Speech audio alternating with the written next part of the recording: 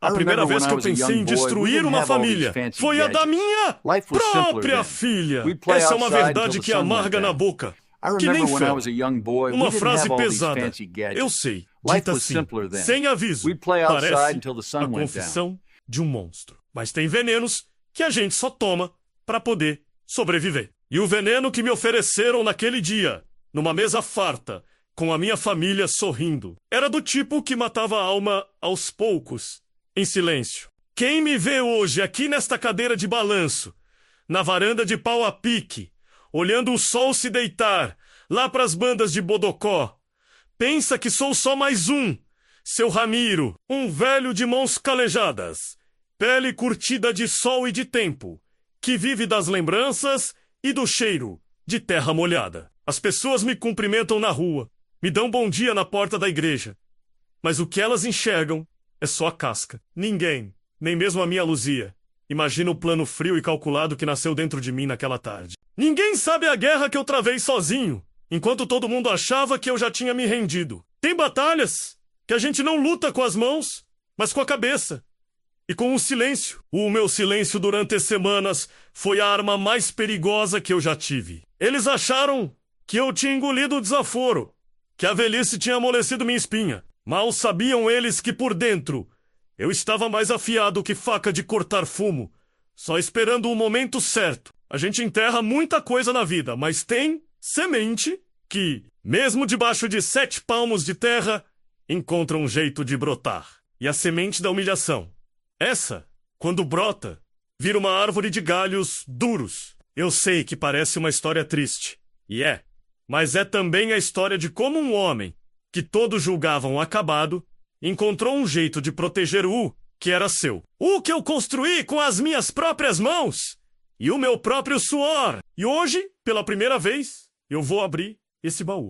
Vou contar tintim por tintim como o maior presente que eu já dei na vida quase se tornou a minha desgraça. Se você tiver paciência para ouvir a jornada de um velho que aprendeu a lutar sem dar um único grito, se inscreve aí no canal, porque o que eu vou contar a partir de agora é o segredo que eu guardei por uma vida inteira. Para entender o peso daquele silêncio na mesa, você precisa entender o barulho que foi a minha vida. Eu não nasci em berço de ouro, não. O que eu tenho, eu arranquei da terra na unha. Por mais de 30 anos, tive uma pequena firma de resolver problemas lá em Salgueiro. O povo chamava de agência de investigação, mas era um nome chique demais pro que eu fazia. Eu era o homem que encontrava um parente perdido, que descobria se o futuro sócio era gente de confiança, que achava o papel de uma terra que se perdeu no tempo. Minha ferramenta era a conversa, o ouvido atento e uma memória que naquele tempo não falhava. Foi com esse trabalho, de sol a sol, que eu e minha falecida Clara criamos nossa Luzia, a Clara. Tinha dias que eu chegava em casa com o corpo moído e a cabeça cheia de miséria dos outros, e era o cheiro do café dela que me botava no eixo. Ela tinha um jeito de olhar pra mim que dizia: descanse, meu velho, amanhã é outro dia. E foi com ela que eu sonhei em dar para nossa filha o que a gente nunca teve. Um chão firme, um teto que fosse dela de verdade, sem dever favor a ninguém. Quando a Clara se foi, naquele acidente besta na estrada, acho que foi uns 10 anos atrás, ou talvez um pouco mais, a memória da gente vai enferrujando. Quando ela se foi, esse sonho virou uma promessa, uma dívida que eu tinha com a memória dela. Luzia conheceu o Arlindo uns 2 anos depois. Ela, com seus 20 e poucos anos, recém-formada professora. Ele, um pouco mais velho, vendedor de carro, falante, cheio de lábia. Desde o primeiro dia, aquele rapaz me acendeu um alerta. Sabe farol de carro velho? Que pisca fraco. Mas avisa que tem algo errado.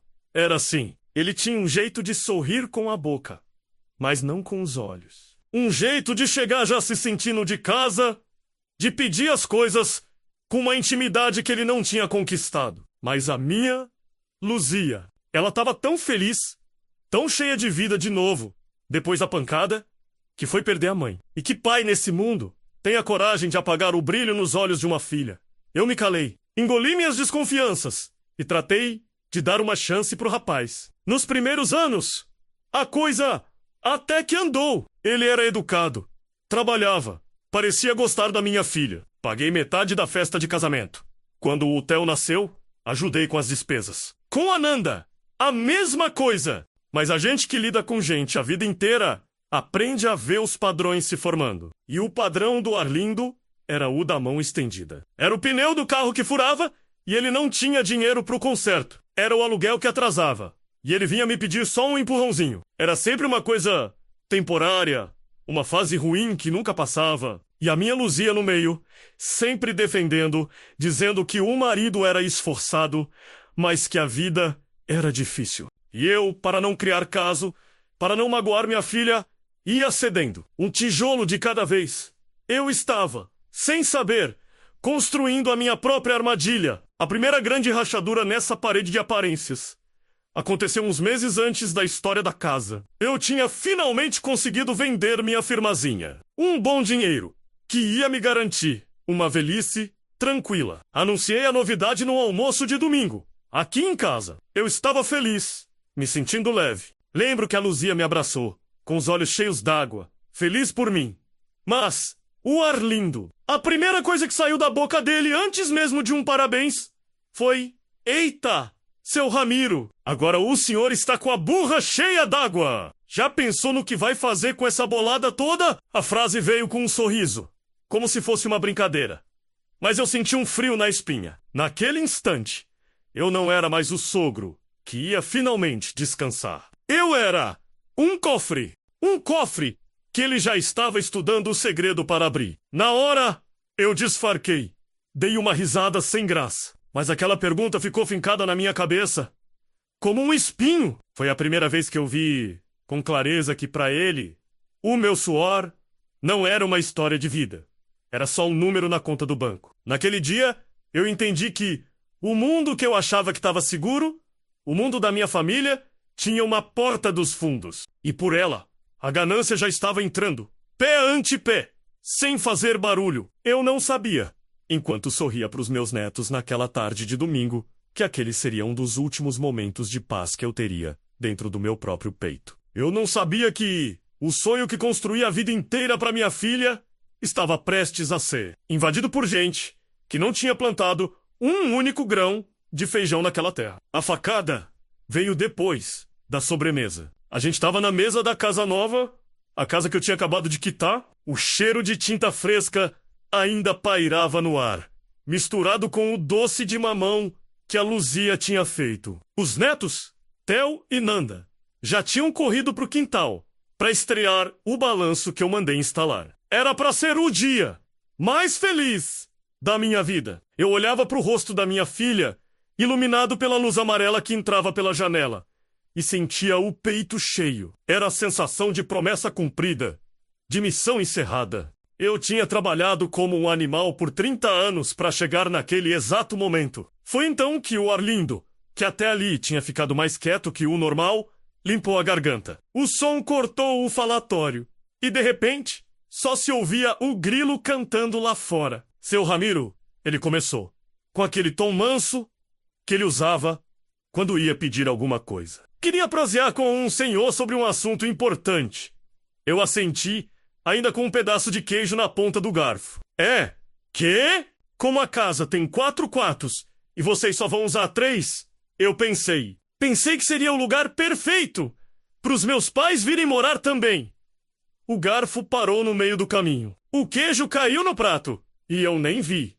O mundo ficou mudo por um segundo. "Desculpa, Arlindo", eu disse, forçando a voz a sair calma. "Você disse que quer trazer seus pais para morar na casa que eu comprei para minha filha?"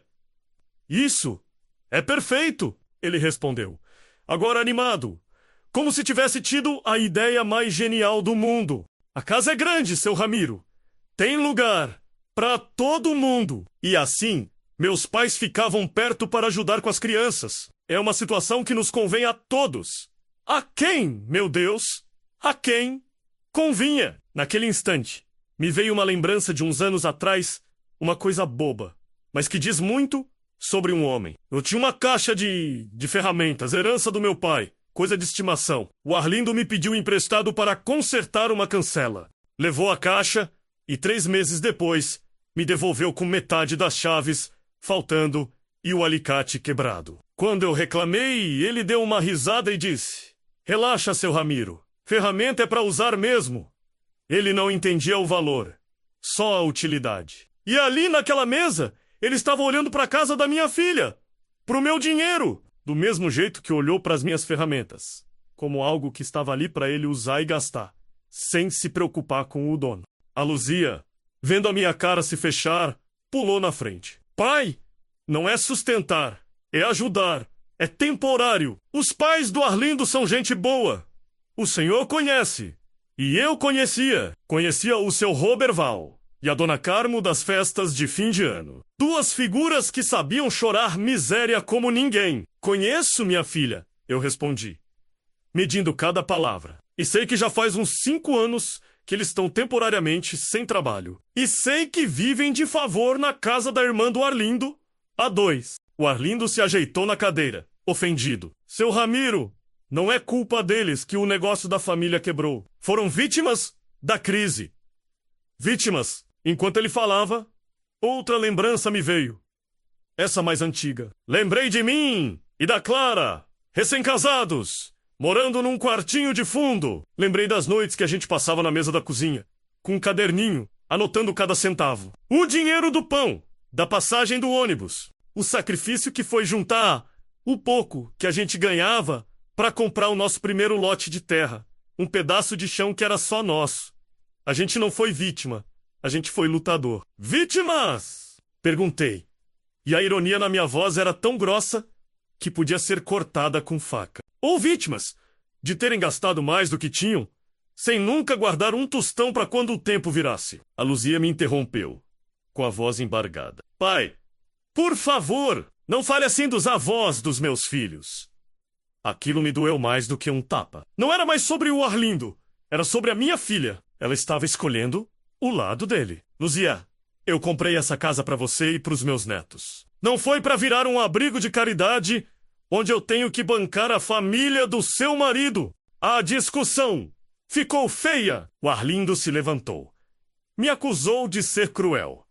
A Luzia me acusou de ser egoísta. E foi ali, no meio daquela confusão, que a minha ficha caiu. Isso não tinha sido uma ideia de última hora. Lembrei de comentários soltos nas últimas semanas. A Luzia dizendo: "Com pena, pai. A situação da mãe do Arlindo está tão difícil." O Arlindo, visitando a casa em obra, falando: "Nossa, esse quarto dos fundos é grande, né? Cabe um casal! Com folga!" Eles não estavam me pedindo. Eles estavam me comunicando uma decisão que já tinham tomado juntos, pelas minhas costas. Eu era o último a saber. O financiador. Eu olhei para o rosto deles, para o Arlindo, com a pose de ofendido. Para minha filha, com os olhos cheios de lágrimas de decepção. Comigo. E eu percebi que eles não me enxergavam mais. Não viam o pai, o sogro, o avô. Viam uma carteira. Um caixa eletrônico. Um velho cuja única função era prover os meios para que os planos deles dessem certo. Minha opinião, meu cansaço, meu sacrifício. Nada disso importava. "Tá bem," eu disse, por fim, para acabar com a briga na frente das crianças, que já espiavam da porta, assustadas. "Deixem eu pensar. É uma decisão importante, mas eu não precisava pensar. Eu já sabia a resposta. O que eu precisava era de tempo. Tempo para planejar o meu próximo passo. Naquela noite, quando o barulho do carro dele sumiu na estrada de terra, a casa nova ficou mergulhada num silêncio que pesava 1 tonelada. E foi quando eu percebi que estava sendo apagado aos poucos, como se eu nunca tivesse existido. Nos dias que se seguiram, o silêncio se instalou. Mas não era um silêncio de paz. Era um silêncio de adaga no ar. As visitas da minha filha ficaram diferentes. O Arlindo vinha junto, mas não me olhava nos olhos. Trazia os netos como quem traz um escudo. A conversa era sobre o tempo, sobre a colheita do vizinho, sobre qualquer coisa que não fosse a ferida aberta entre nós. As palavras deles eram pequenas pontes de madeira sobre um abismo, e a gente andava nelas com um cuidado de quem tem medo de despencar. Eles estavam me tratando com a paciência que se dá a um doente teimoso, esperando que a febre da minha raiva passasse e eu finalmente aceitasse o inevitável. Eu me sentia um fantasma na minha própria vida. Minha opinião, que antes era a palavra final, agora era só um ruído de fundo. Lembro de uma tarde, um pouco antes disso tudo, em que a torneira da cozinha da casa antiga deles começou a pingar. Eu avisei: Arlindo, isso é a borrachinha de vedação. Se não trocar logo, a pressão da água vai estourar o cano. Ele deu aquele sorriso de canto de boca, um sorriso que desdenha, e disse que eu me preocupava à toa. Uma semana depois, o cano estourou, alagou a cozinha e o prejuízo foi 10 vezes maior. Ele nunca admitiu que eu estava certo. E era assim pra tudo. Meus conselhos eram coisa de velho, minhas preocupações, exagero. Eles me davam um tapinha nas costas, mas já tinham decidido tudo sem mim. Esse desprezo doía mais que faca amolada, porque me lembrava do homem que eu fui. Me lembrava do dia, há mais de 40 anos, em que eu levantei a primeira parede desta casa onde estou agora. A Clara, ainda moça, me trazia o café na caneca de lata. A Luzia, um toquinho de gente, brincava de me passar os tijolos, sujando as mãozinhas de cimento. Naquele tempo, a minha palavra era a fundação de tudo. Minha força era a garantia do futuro deles. E agora, eu era só uma mobília antiga, útil para guardar o dinheiro, mas que já não combinava com a decoração da sala. E foi numa dessas noites de silêncio doído, remoendo essa humilhação, que uma lembrança me veio. Uma lembrança que eu mesmo tinha enterrado fundo. Foi como achar um mapa velho no fundo de um baú empoeirado. Um segredo só meu e da Clara. Anos atrás, quando vendi um pedaço de terra da minha herança, um dinheirinho bom, a Clara me fez prometer uma coisa. Metade daquele dinheiro a gente ia usar pra vida, pra criar a Luzia. Mas a outra metade a gente ia esconder. Não em banco, não debaixo do colchão. A gente comprou uma pequena chácara lá pras bandas de Candelária, um lugar esquecido por Deus, com uma casinha caindo aos pedaços. Registramos no meu nome de solteiro, numa outra comarca, um nó cego empapelada, que ninguém nunca ia desatar. Era o nosso, para caso de desespero. Quando ela se foi, eu jurei a mim mesmo nunca tocar naquilo. Era a herança da Clara, um lugar sagrado. Ninguém, nem a Luzia, sabia que aquilo existia. Aquela terra, aquele pedaço de chão esquecido, era a única coisa no mundo que ainda era só minha. A única coisa que a mão comprida do meu genro não podia alcançar. E ali, no escuro do meu quarto, com o som do meu próprio coração batendo na cabeça, a ideia começou a tomar forma. Uma ideia terrível, mas poderosa. Aquele segredo guardado por amor talvez pudesse se tornar uma arma. A partir daquele dia, comecei a pensar: será que eu deveria desenterrar o que jurei a mim mesmo manter guardado? Teve uns dias, logo depois daquela discussão, que eu quase desisti. O corpo da gente, quando envelhece, fica amigo do cansaço. E a alma também. Eu me sentava aqui na varanda, olhava pro nada e pensava: vale a pena, Ramiro? Vale a pena comprar uma briga que vai botar uma parede entre você e sua única filha? A imagem da Luzia com os olhos cheios de mágoa me cortava mais que arame farpado. Talvez fosse mais fácil só aceitar, deixar a maré me levar, virar a página, engolir o orgulho e deixar que eles fizessem o que quisessem. Quantos velhos eu já não vi terminarem assim, virando uma sombra dentro da própria casa, comendo a comida que botam no prato, assistindo a televisão que escolhem, até o dia em que Deus chama. Talvez esse fosse o meu destino. Aceitar a humilhação em troca de um pouco de paz. Nessas horas de fraqueza, a cabeça da gente busca refúgio no passado. E a minha foi parar numa lembrança de quando a Luzia decidiu que ia ser professora. A gente morava apertado, o dinheiro era contado, e a faculdade na cidade vizinha custava os olhos da cara. Lembro como hoje da noite em que eu e a Clara sentamos na cozinha depois que a menina foi dormir. A gente não tinha de onde tirar aquele dinheiro. Foi quando meus olhos pousaram pela janela na minha velha caminhonete. Uma F100, azul. Ano. O ano já se perdeu. Era herança do meu pai. Nela eu aprendi a dirigir. Nela eu trouxe a Clara da maternidade com a Luzia nos braços. Era um pedaço da minha história. No dia seguinte, sem falar nada pra ninguém, eu dirigi até a feira de gado de Petrolina e anunciei a venda. O coração parecia uma pedra dentro do peito. O homem chegou, olhou o motor, chutou os pneus e me ofereceu um valor que era quase um insulto, mas era o valor que a gente precisava. Eu fechei o negócio. Voltei para casa de ônibus, sentindo um vazio, que não era só no lugar que a caminhonete ocupava na garagem. Quando a Luzia perguntou pela caminhonete, eu inventei uma história qualquer. Disse que tinha feito um bom negócio, que o dinheiro tinha vindo de um serviço grande que eu peguei. Ela nunca soube a verdade.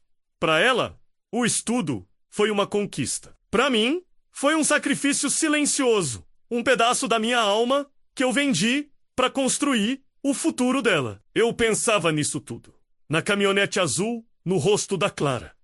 E a raiva dava lugar a uma tristeza funda. O que era mais um sacrifício perto de tantos outros? Talvez o Arlindo estivesse certo. Talvez fosse o meu papel, como pai e avô, continuar a prover, a ceder, até o fim. Eu já estava quase convencido a ligar para Luzia, dizer que sim, que os pais do marido dela podiam vir, que a gente daria um jeito. Eu só queria minha paz de volta. Eu só queria ver minha filha sorrir para mim de novo, sem aquela sombra de decepção nos olhos.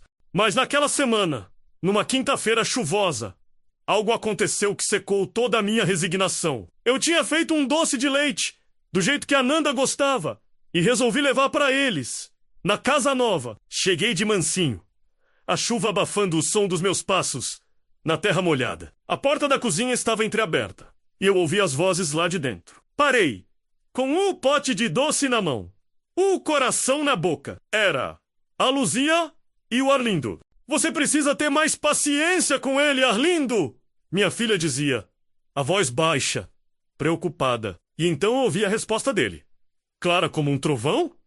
Paciência? Luzia, seu pai é que nem árvore velha, no meio do terreno. A gente não corta por respeito, mas ele só atrapalha a construção. Deixa ele reclamar. Daqui a pouco ele cansa, se acostuma com a ideia, e a gente faz o que tem que ser feito ali, do lado de fora, com a chuva fria, molhando meu rosto. Eu entendi tudo. Eu não era o pai, o avô. Eu era um estorvo, uma árvore velha, um obstáculo a ser contornado. E foi naquele exato instante que a dúvida morreu dentro de mim. O cansaço sumiu. A tristeza virou uma coisa fria, dura como pedra. A partir daquele momento, a pergunta não era mais se eu ia lutar.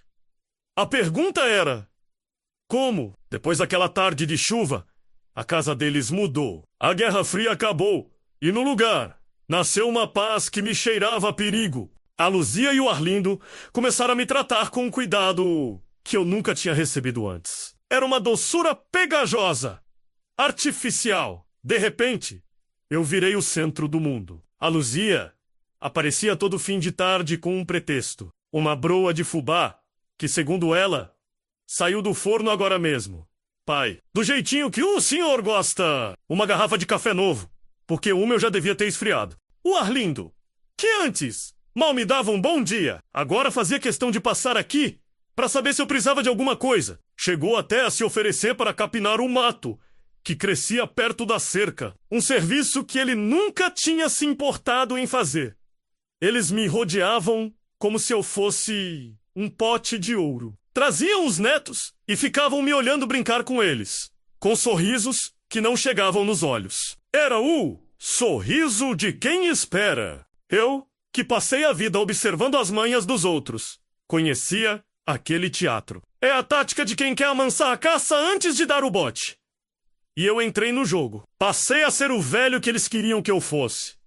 Um pouco surdo, um pouco cansado, agradecido por toda aquela atenção repentina. Eu comia a broa, elogiava o café, agradecia a ajuda. Eu sorria de volta. Deixei que eles pensassem que a árvore velha estava finalmente aceitando o seu lugar no terreno. Foi durante essa calmaria forçada que o Arlindo começou a soltar suas iscas. A conversa, que antes era só sobre amenidades, passou a girar em torno de dinheiro. Meu dinheiro! Seu Ramiro, o senhor já pensou o que vai fazer com o dinheiro da venda da firma? Ele perguntava, como quem não quer nada, enquanto a gente olhava o gado do vizinho pastar. Deixar esse dinheiro parado no banco é um pecado. A inflação come tudo. Ele vinha com ideias, com planos mirabolantes de comprar umas cabeças de gado, de investir numa plantação de manga. Sempre planos onde eu entrava com o dinheiro e ele com a visão de negócio. Eu só escutava, balançando a cabeça, dando respostas vagas. Por dentro, eu sentia o laço se apertando. Eu já desconfiava que o plano era maior do que apenas abrigar os pais dele. Agora, eu tinha certeza. Eles queriam a minha casa, o meu dinheiro e, principalmente, a minha autonomia. A facada final, a que me mostrou a profundidade do buraco que estavam cavando para mim,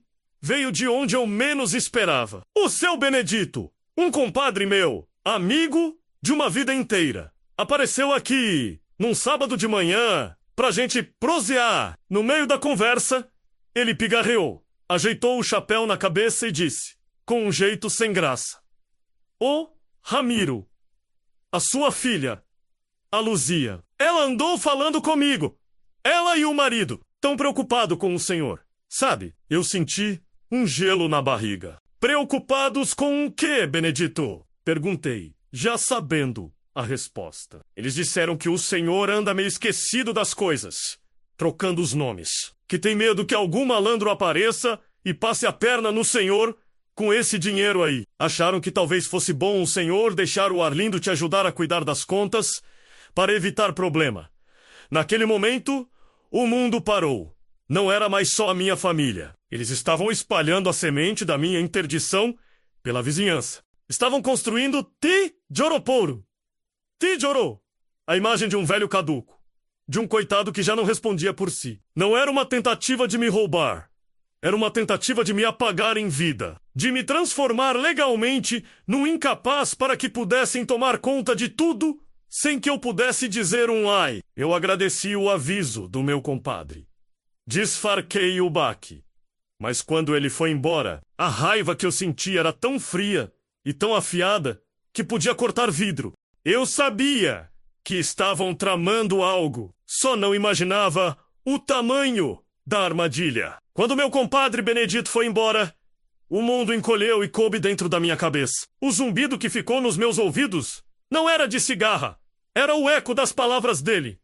Andam dizendo que o senhor anda meio esquecido. Eu fiquei ali, parado no meio da sala, e comecei a rebobinar os últimos dias, as últimas semanas, como quem procura um grão de feijão que caiu no chão de terra batida. E a lembrança veio. Não de uma vez, mas em pedaços. Veio o Arlindo, na semana passada, ou talvez na retrasada. O tempo pra mim, às vezes vira uma massa só. Ele apareceu com uma pasta debaixo do braço e um sorriso, que era só dente. Seu Ramiro, o senhor pode assinar aqui pra mim, por favor? É só uma autorização pra eu resolver umas coisas da papelada da casa nova lá na prefeitura. Coisa boba! Pra adiantar o lado. Lembro do cansaço daquele dia. A vista já não tem a firmeza de antes. As letras dançam no papel. Ele me estendeu a folha, já com o dedo apontando o lugar da assinatura. Eu ainda hesitei. Peguei os óculos, mas ele foi rápido. Não precisa se preocupar em ler esse palavreado todo. É só burocracia. O senhor confia em mim, não confia? E o que um homem pode fazer quando o marido da sua filha pergunta na sua frente se você confia nele? Eu assinei. Assinei para não criar mais caso, para mostrar que a tal árvore velha não ia mais atrapalhar. Na hora, eu senti uma pontada esquisita. Uma vozinha lá no fundo que me disse para ler aquilo direito. Mas eu ignorei. Ignorei porque estava exausto de brigar. Agora, com a revelação do meu compadre, aquela assinatura queimava na minha memória. Não era um papel da prefeitura. Era uma peça. A primeira peça do quebra-cabeça que eles estavam montando para me anular. No dia seguinte, eu acordei antes do galo cantar. Vesti minha melhor roupa, a que eu guardava para ir em batizado, e peguei o primeiro ônibus para Salgueiro. Eu precisava saber o que eu tinha assinado. O cartório da cidade. Era um lugar que eu conhecia bem. O cheiro de papel velho e de poeira era o mesmo de 30 anos atrás. Fui atendido por um rapaz novo, que não me conhecia de nome nem de história. Pedi, com a voz mais firme que consegui, uma cópia de qualquer documento recente que tivesse sido registrado no meu nome. O rapaz me olhou com uma certa pena, o mesmo olhar que a gente dá para um cachorro perdido. Era o olhar de quem já tinha ouvido a história do velho caduco. Mas ele fez o serviço dele. E o que ele botou no balcão, na minha frente, fez o chão sumir debaixo dos meus pés. Não era uma autorização da prefeitura. Era uma declaração de dependência econômica e cuidados. Um documento com firma reconhecida, a minha firma, onde eu, Ramiro Silveira dos Santos, declarava de livre e espontânea vontade que, por conta da idade avançada e da memória falha, eu dependia, financeiramente, e para a tomada de decisões da minha filha Luzia e do meu genro Arlindo. Estava tudo ali, escrito em letras miúdas e cruéis. Era a minha sentença de morte em vida, assinada por mim mesmo. Eles não precisavam mais me convencer de nada. Eles tinham um documento. A primeira revelação foi essa. O plano não era só me fazer ceder, era me interditar legalmente, me transformar num fantoche nas mãos deles. Saí do cartório desnorteado. O sol de Salgueiro parecia mais quente. O barulho da rua, mais alto. Parei para tomar um copo de garapa na feira e encontrei um conhecido, dono de uma loja de tecidos. Ele me cumprimentou com um aperto de mão frouxo. Seu Ramiro, que bom ver o senhor na rua. A sua filha me contou que o senhor não anda muito bem. Que bom que o Arlindo tá aí pra cuidar das suas coisas, né? Rapaz de bom coração, o veneno já tinha se espalhado. Eu não era mais o seu Ramiro, um investigador respeitado. Eu era o coitado do seu Ramiro, o velho que precisava de tutela. Eu me senti no despido da minha dignidade, do meu nome, da minha história. Foi ali, sentado naquele banco de praça, que a última peça se encaixou.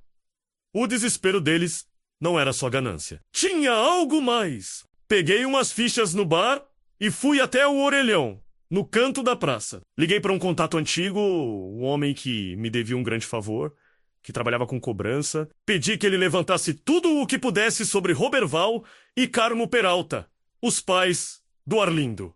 Não precisei esperar muito. 2 horas depois, meu telefone de casa, que deixei tocar 3 vezes, antes de atender no Orelhão, como combinado, tocou. A voz do outro lado foi direta. Ramiro, a coisa está feia pro teu pessoal. O Roberval não foi vítima de crise nenhuma. Ele estourou o limite de 4 bancos diferentes e tem um agiota dos grandes cobrando uma dívida de jogo que vence no fim do mês. Se ele não pagar, não vai ser só o nome dele que vai ficar sujo.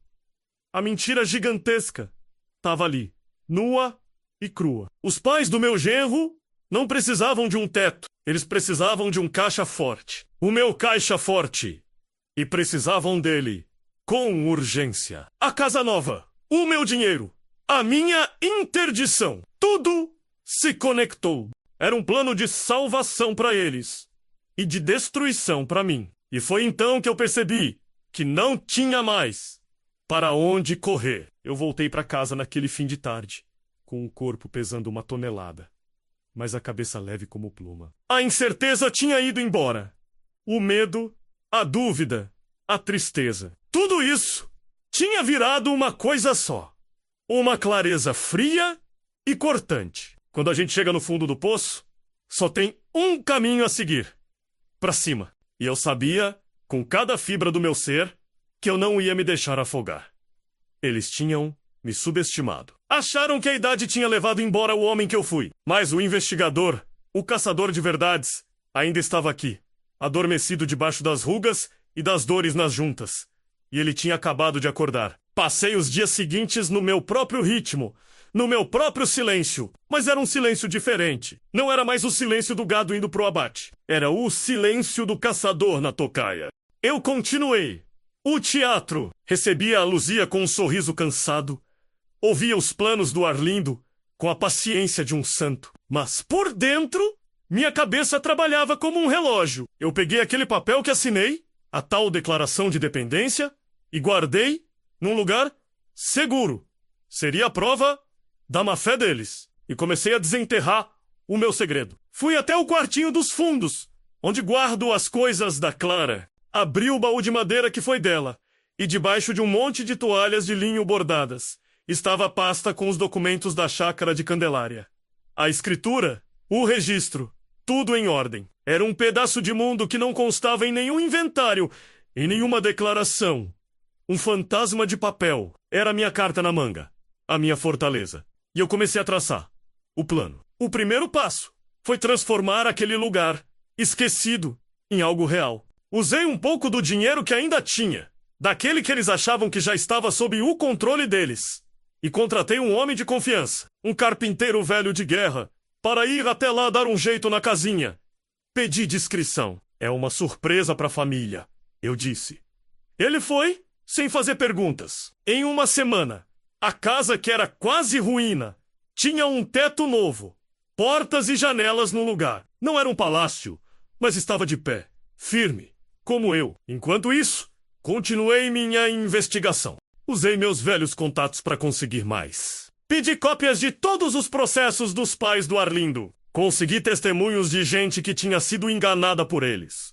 Montei um dossiê. Uma pasta grossa, cheia de verdades documentadas. Cada papel ali era um tijolo no muro que eu ia construir entre a minha família e a deles. O plano era simples e brutal.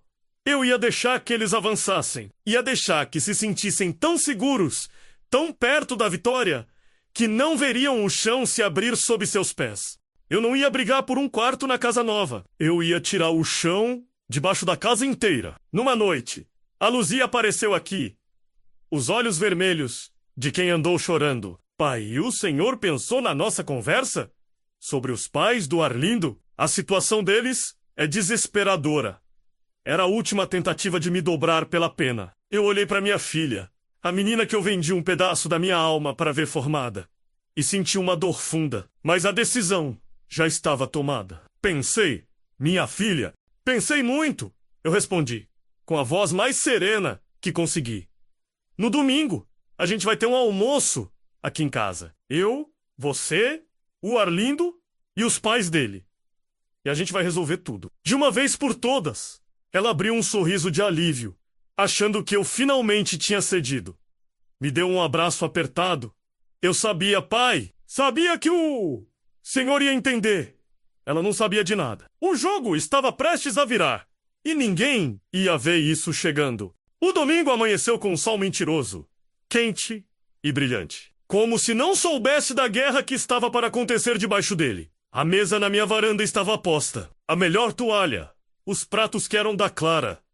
O cheiro de galinhada subia do fogão a lenha. Um a um, eles chegaram. Primeiro a Luzia com os netos, que eu mandei logo brincar no quintal, para longe do que estava por vir. Depois, o Arlindo, trazendo os pais. O seu Roberval e a dona Carmo entraram com a mesma pose com que se entra numa igreja.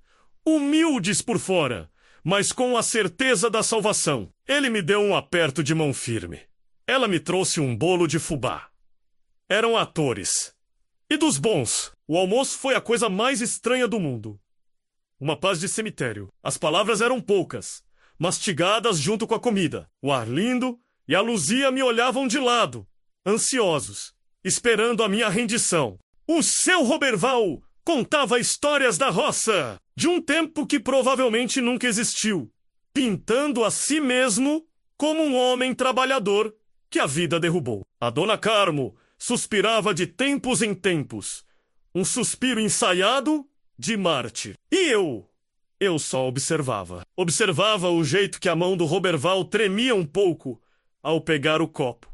A maneira como a Carmo olhava para minha casa, medindo os cantos. E via no rosto da minha filha uma mistura de esperança e culpa que me partia a alma. quando o último prato foi recolhido e só o café amargo fumegava nas xícaras. Eu disse: bom, acho que chegou a hora da gente resolver as coisas. Um silêncio pesado caiu sobre a mesa. A Luzia forçou um sorriso. O Arlindo se ajeitou na cadeira, como quem se prepara para receber o prêmio. Eu me levantei, fui até meu quarto e voltei com a pasta debaixo do braço. A mesma pasta onde eu guardava os resultados das minhas investigações. Coloquei-a sobre a mesa com um baque seco. Como o senhor sabe, comecei, falando devagar, como se estivesse apresentando um caso a um cliente. Eu trabalhei a vida toda com fatos, e eu gosto de basear minhas decisões em fatos.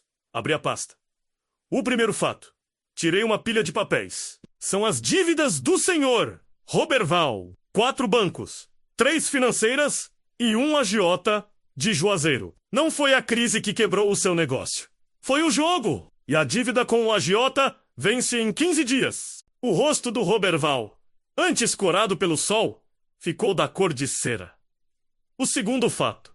Puxei outro monte de folhas. Dona Carmo, a senhora não foi mandada embora dos seus últimos 3 empregos.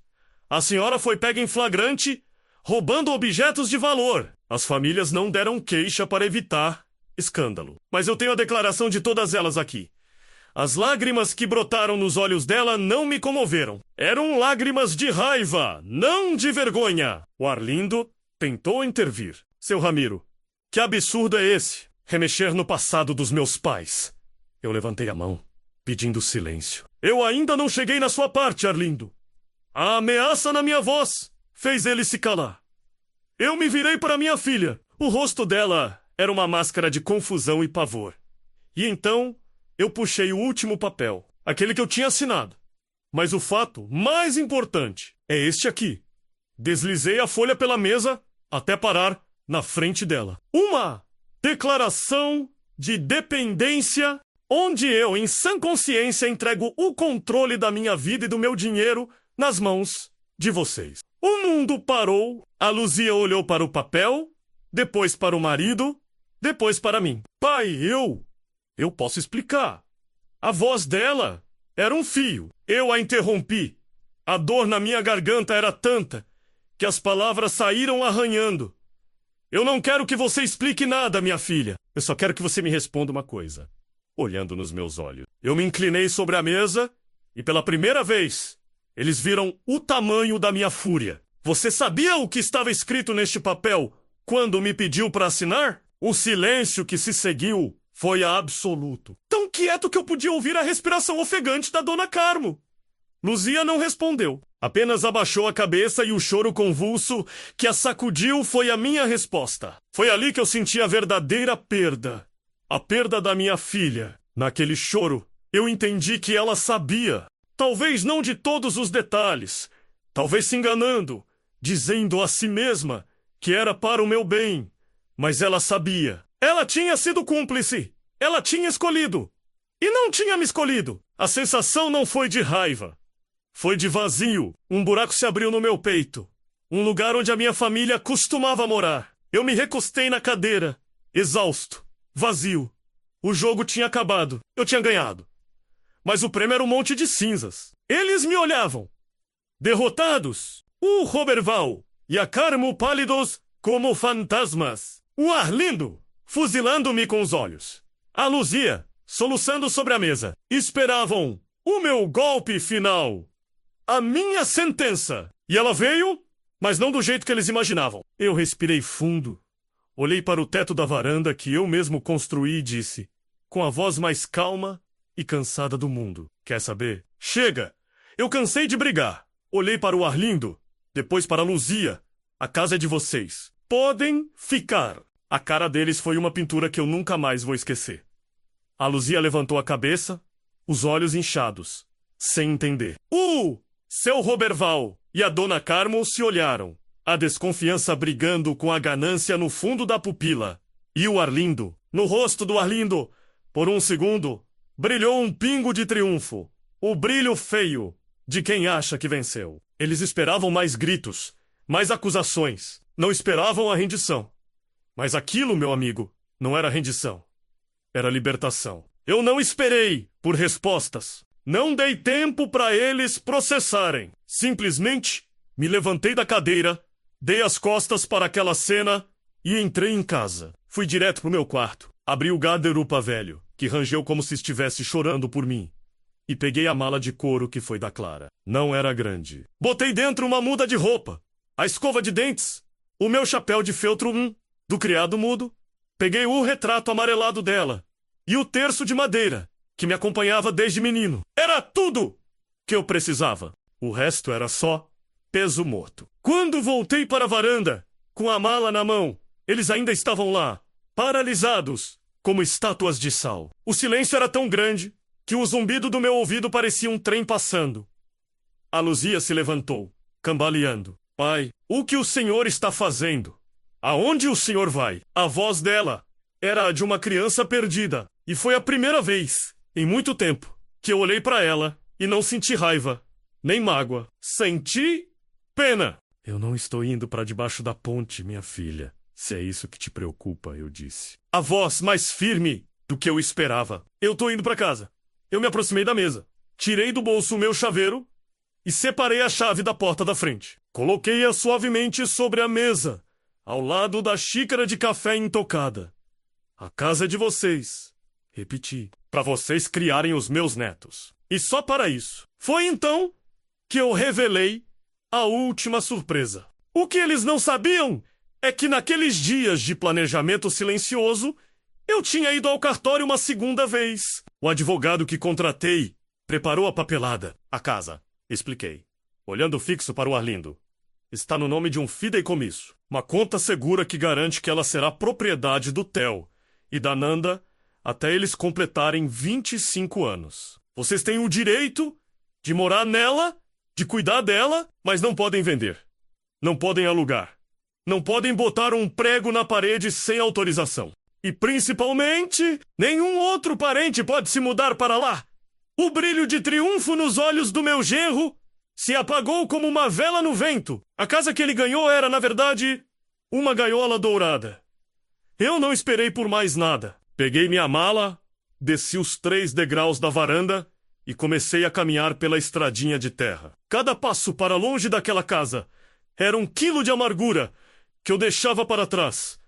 Eu não olhei para trás. Sabia que se olhasse, a visão da minha filha chorando talvez quebrasse a minha resolução. Eu andei até a porteira, onde o jipe de um velho amigo já me esperava como combinado. Eu não perdi uma casa. Eu me livrei de um fardo. Eu não fui expulso. Eu escolhi. Parti! E essa escolha me devolveu a dignidade que eles tentaram me roubar. Hoje, 3 anos depois, eu conto essa história daqui. Da varanda da minha casinha em Candelária, a chácara que era o segredo meu e da Clara. Aqui, o único barulho é o do vento nas folhas das mangueiras e o canto dos passarinhos. Eu aprendi a viver com pouco. Planto minha horta, crio minhas galinhas e, uma vez por semana, vou até o vilarejo vender o que sobra. A Luzia me liga de vez em quando.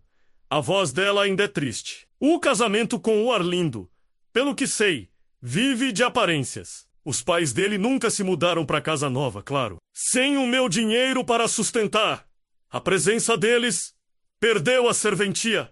Os meus netos, esses sim, vêm me ver nas férias. Chegam com os olhos brilhando, correm pelo mato, comem fruta do pé.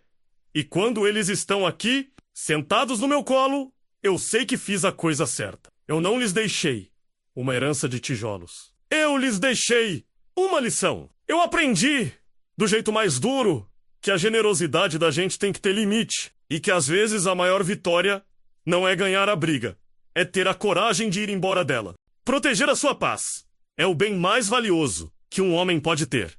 E você, que me ouviu até agora, o que teria feito no meu lugar? Teria ficado para lutar? Ou teria encontrado a força para partir? Me conta aí nos comentários de que cidade, de que canto desse mundão de meu Deus você tá me ouvindo. Gosto de saber até onde a voz de um velho teimoso como eu consegue chegar. Se inscreve aí no nosso baú, porque enquanto eu tiver fôlego, ainda tem muita história guardada para contar.